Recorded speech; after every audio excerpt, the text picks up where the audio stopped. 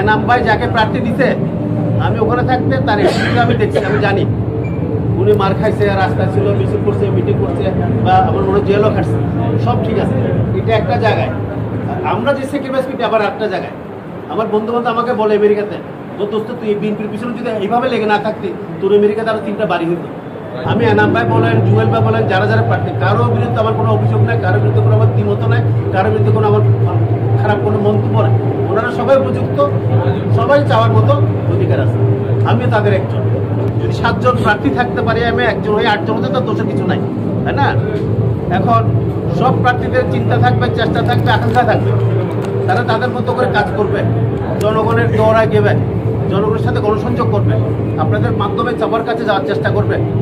কিন্তু দলের যে 31 দফা এবং আমাদের জেলার যে কর্মসূচি, সেটাকে সামনে রেখে কিন্তু প্রত্যেকটা প্রার্থীকে আগাতে হবে। এক্ষেত্রে আমি আবারও বলি, দল যেটা সিদ্ধান্ত দিবে সেটাই চূড়ান্ত, কিন্তু চাওয়া এবং আগ্রহের মাঝে কোনো দোষের কিছু আমি দেখি না।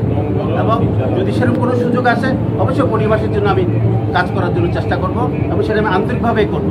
যে 17 বছর আমরা আন্দোলন করছি, মূলত আমরা নির্বাচনের জন্য করছি, কিন্তু আসলে আমরা মানুষের ভোটের অধিকার ফিরিয়ে আনার জন্য, মানুষের গণতন্ত্রের অধিকার ফিরিয়ে আনার জন্য, মানুষের মৌলিক অধিকার ফিরিয়ে আনার জন্য আমাদের মূল যে দাবিগুলো ছিল, তার মধ্যে প্রথম দাবিটা ছিল সুষ্ঠু নিরপেক্ষ একটি নির্বাচন, যেটা আমরা আদায় করতে পারিনি।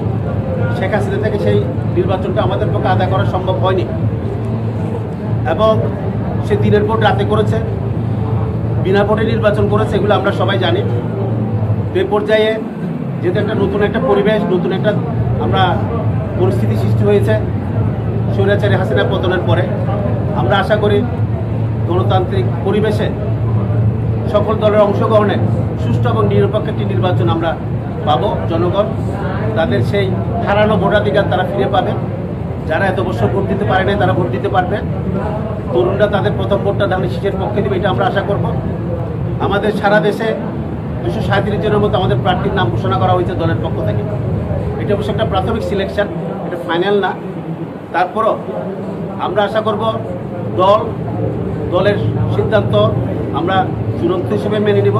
তারপর দল বিবেচনা করবে কোন জায়গায় কাকে মনোনয়ন দিলে দলের জন্য এবং এলাকার জন্য সুবিধা হবে।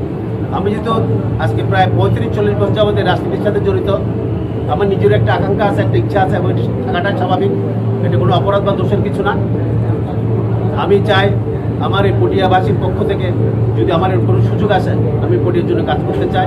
সব প্রার্থীর প্রতি সম্মান জানিয়ে বলতে চাই, সব প্রার্থী যোগ্য, কোনো প্রার্থীর চাইতে কম যোগ্য না।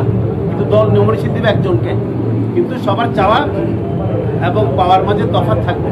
কিন্তু একটা পর্যায়ে গিয়ে দল যাকে নমিনেশন দিবে, সবাইকে আমাদের একসাথে মিলেমিশে সে দলের প্রার্থীর জন্য কাজ করতে হবে।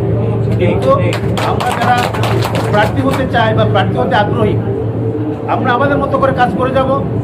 দল সব কিছু বিবেচনা করে দলের পক্ষ থেকে সেটা সিদ্ধান্ত নেবে, এবং সেই সিদ্ধান্তটা আমরা সবাই মিলে মেনে নিব, এবং সেই প্রার্থীর পক্ষে, ধানের শীষের প্রার্থীর পক্ষে কাজ করার জন্য সবার মধ্যে আমার আবেদন থাকবে। এবং ধানের শীষের প্রার্থী সারা দেশে যেন বিজয়ী হয়, সেই আমাদের আকাঙ্ক্ষাটা আমাদের থাকবে।